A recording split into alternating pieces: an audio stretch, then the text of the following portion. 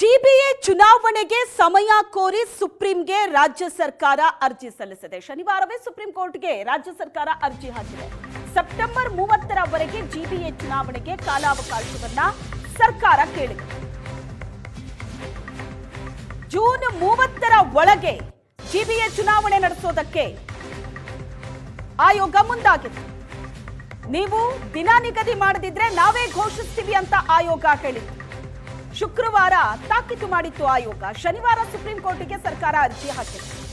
ಜನಗಣತಿ ಎಸ್ಐಆರ್ಗೆ ಅಧಿಕಾರಿಗಳ ಬಳಕೆ ಆಗ್ತಾ ಇದೆ ಅಂತ ಸರ್ಕಾರ ಕಾರಣ ಕೊಟ್ಟಿದೆ. ಸಿಬ್ಬಂದಿ ಕೊರತೆಯ ಕಾರಣವನ್ನ ಮುಂದೂಡಿಕೆಗೆ ಸರ್ಕಾರ ಮನವಿ ಮಾಡಿರೋದು. ಜೂನ್ 30ರ ಒಳಗಡೆ ಚುನಾವಣೆಗೆ ಜನವರಿಯಲ್ಲೇ ಸುಪ್ರೀಂ ಕೋರ್ಟ್ ಡೆಡ್ಲೈನ್ ಅನ್ನ ಕೊಟ್ಟಿತ್ತು. ಜೂನ್ 30ರ ಒಳಗಡೆ ಚುನಾವಣೆಯನ್ನ ಮುಗಿಸಬೇಕು ಅಂತ. ಆದ್ರೆ ಈಗ ಸರ್ಕಾರ ಮತ್ತೆ ಅರ್ಜಿಯನ್ನ ಸಲ್ಲಿಸಿದೆ.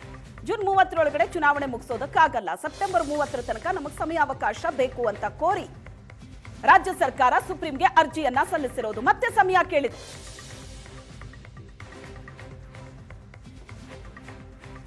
ಈ ಬಗ್ಗೆ ಚುನಾವಣಾ ಆಯುಕ್ತರು ಶುಕ್ರವಾರ ಏನ್ ಸ್ಟೇಟ್ಮೆಂಟ್ ಅನ್ನ ಕೊಟ್ಟಿದ್ರು, ಬನ್ನಿ ಅದನ್ನ ನೋಡೋಣ.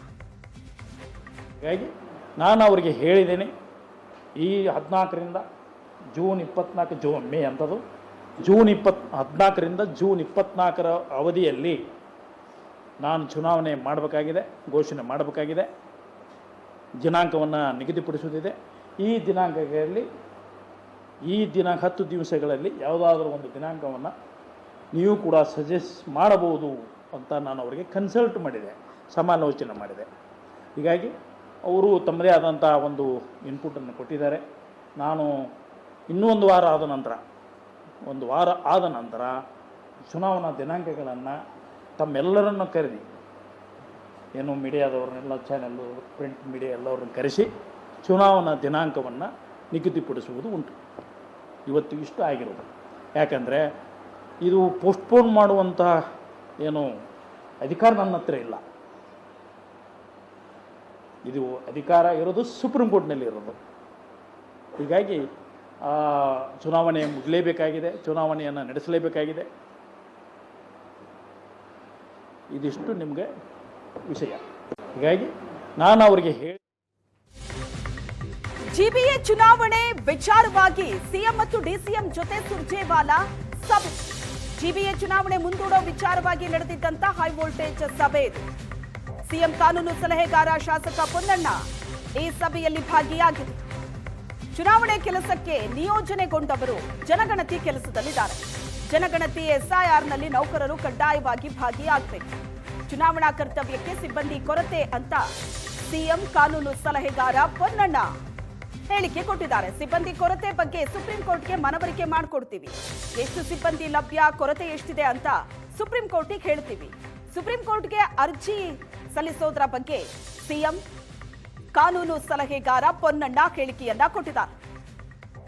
ಸಿಬ್ಬಂದಿಯ ಕೊರತೆ ಅಂತ ಸರ್ಕಾರ ಹೇಳ್ತಾ ಇದೆ. ಜಿಬಿಎ ಚುನಾವಣೆ ನಡೆಸೋದಕ್ಕೆ ಈಗ ಸಾಧ್ಯ ಆಗ್ತಾ ಇಲ್ಲ. ಅದಕ್ಕೆ ಕಾರಣ ಸಿಬ್ಬಂದಿಯ ಕೊರತೆ. ಗಣತಿ ಮತ್ತು ಎಸ್ಐಆರ್ ಕೆಲಸಕ್ಕೆ ಅಂತ ಸಿಬ್ಬಂದಿ ನೇಮಕ ಆಗಿದ್ದಾರೆ. ಅವರೆಲ್ಲ ಚುನಾವಣೆ ಕೆಲಸಕ್ಕೋಸ್ಕರ ನೇಮಕ ಆಗಬೇಕಾದವರು.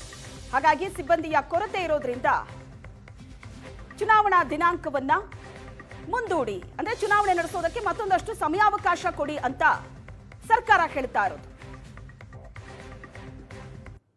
ಜಿಬಿಎ ಚುನಾವಣೆ ಅನ್ನೋದು ಬಹಳ ದೊಡ್ಡ ಸವಾಲಾಗ್ತಾ ಇದೆ. ಈಗ ವರ್ಷದಿಂದ ವರ್ಷಕ್ಕೆ ಮುಂದೆ ಹೋಗ್ತಾನೆ ಇದೆ ಜಿಬಿಎ ಚುನಾವಣೆ. ಚುನಾವಣೆಗೆ ನಿಯೋಜನೆಗೊಂಡವರು ಗಣತಿ ಮತ್ತು ಎಸ್ಐಆರ್ ನಲ್ಲಿ ಬ್ಯುಸಿ ಆಗಿದ್ದಾರೆ. ಹಾಗಾಗಿ ನಮಗೆ ಸಿಬ್ಬಂದಿಯ ಕೊರತೆ ಆಗುತ್ತೆ ಚುನಾವಣೆ ನಡೆಸೋದಕ್ಕೆ. ಈ ಕಾರಣಕ್ಕಾಗಿ ನಮಗೆ ಸಮಯಾವಕಾಶ ಬೇಕು ಜಿಬಿಎ ಚುನಾವಣೆ ನಡೆಸೋದಕ್ಕೆ ಅಂತ ಸರ್ಕಾರ ಹೇಳ್ತಾ ಇರೋದು. ಆದ್ರೆ ಚುನಾವಣಾ ಆಯೋಗ ಹೇಳ್ತಾ ಇರೋದು, ಸುಪ್ರೀಂ ಕೋರ್ಟ್ ನಿಗದಿಪಡಿಸಿದಂತಹ ಸಮಯ ಏನಿದೆ, ಸುಪ್ರೀಂ ಕೋರ್ಟಿನ ಸೂಚನೆಯಂತೆ ಜೂನ್ ಅಂತ್ಯದ ಒಳಗಡೆ ಚುನಾವಣೆಯನ್ನ ಮಾಡಿ ಮುಗಿಸ್ತೀವಿ ಅಂತ. 5 ನಗರ ಪಾಲಿಕೆಗಳ ಚುನಾವಣೆಯನ್ನ ನಡೆಸಲಾಗುವುದು ಅಂತ ಚುನಾವಣಾ ಆಯುಕ್ತರು ಹೇಳಿದ್ರು ಶುಕ್ರವಾರ. ಆದ್ರೆ ಶನಿವಾರ ರಾಜ್ಯ ಸರ್ಕಾರ ಸುಪ್ರೀಂ ಕೋರ್ಟಿಗೆ ಅರ್ಜಿ ಹಾಕಿದೆ, ಮತ್ತೊಂದಷ್ಟು ಸಮಯ ಬೇಕು ನಮಗೆ ಅಂತ.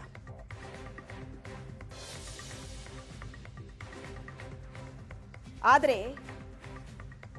ಸರ್ಕಾರ ಈಗ ಚುನಾವಣೆ ನಡೆಸೋ ಪರಿಸ್ಥಿತಿಯಲ್ಲಿ ಇದ್ದಂತೆ ಕಾಣಿಸ್ತಾ ಇಲ್ಲ. ಜಿಬಿಎ ಚುನಾವಣೆ ನಡೆಸಬೇಕು ಅಂದ್ರೆ ಮತ್ತೊಂದಷ್ಟು ಸಮಯ ಬೇಕು ಅಂತ ಸರ್ಕಾರ ಕೇಳ್ತಾ ಇದೆ. ಸುಪ್ರೀಂ ಕೋರ್ಟಿಗೆ ಅರ್ಜಿಯನ್ನು ಹಾಕಿದೆ. ಆದ್ರೆ ಸುಪ್ರೀಂ ಕೋರ್ಟ್ನಿಂದ ಏನ್ ಬರುತ್ತೆ ಈಗ ಉತ್ತರ? ಯಾಕಂದ್ರೆ ಇಲ್ಲಿ ತನಕ ಜಿಬಿಎ ಚುನಾವಣೆಯನ್ನ ಸರ್ಕಾರ ಮುಂದೆ ತಳ್ತಾನೆ ಬಂದಿದೆ.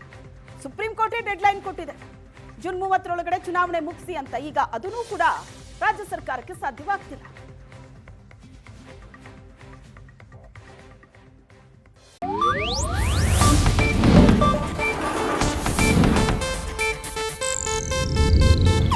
ಇದು ಏಷ್ಯಾನೆಟ್ ನ್ಯೂಸ್ ನೆಟ್ವರ್ಕ್ ಪ್ರಸ್ತುತಿ.